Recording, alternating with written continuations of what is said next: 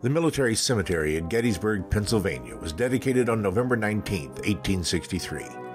In just 2 minutes, President Abraham Lincoln shared perhaps one of the most eloquent and powerful articulations of freedom and equality ever delivered.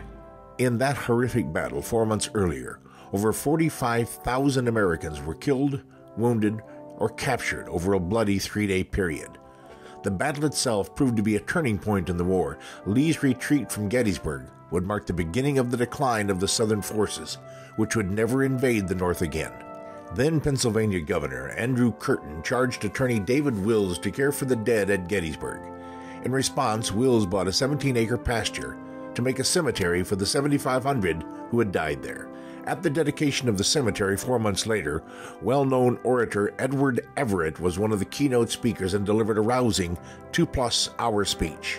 Almost as an afterthought, Attorney Wills had invited President Lincoln just 2 weeks ahead of the dedication to deliver a couple of appropriate remarks for the consecration of the ground. Lincoln's poignant address lasted just 2 or 3 minutes, but in that 2 or 3 minutes, Lincoln redefined and recaptured what the war was really all about. This was not just about saving the Union, but a struggle for freedom and equality for all men. With humility and grace, Lincoln shared his heart with a wounded nation. 77 years ago, our fathers brought forth on this continent a new nation, conceived in liberty and dedicated to the proposition that all men are created equal. Now we are engaged in a great civil war, testing whether that nation or any nation so conceived and so dedicated can long endure. We are met on a great battlefield of that war. We have come to dedicate a portion of that field as a final resting place for those who here gave their lives that this nation might live. It is altogether fitting and proper that we should do this. But in a larger sense, we cannot dedicate, we cannot consecrate, we cannot hallow this ground.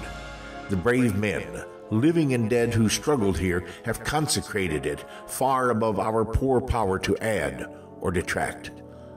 The world will little note nor long remember what we say here, but it can never forget what they did here.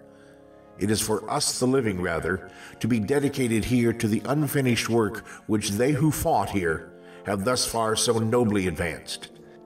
It is rather for us to be here, dedicated to the great task remaining before us, that from these honored dead we take increased devotion to that cause for which they gave the last full measure of their devotion, that we highly resolve that these dead shall not have died in vain, that this nation under God shall have a new birth of freedom, and the government of the people, by the people, for the people, shall not perish from the earth. Once again, my countrymen, we are facing a civil war. This war, while being fought with laws and regulations rather than guns, is every bit as crucial to the nation as Mr. Lincoln's war. But at stake is not just our country, but the fate of the entire world. Should this nation cease to exist as a bastion of freedom, who will save the world from the next Hitler, Stalin, or mad Islamist? But freedom's light is fading. Mr. Obama and his socialist cabal have led us into darkness. Our nation was birthed in freedom, with the understanding that our rights, our freedoms, our responsibilities come from God and cannot be taken by government. But they have been.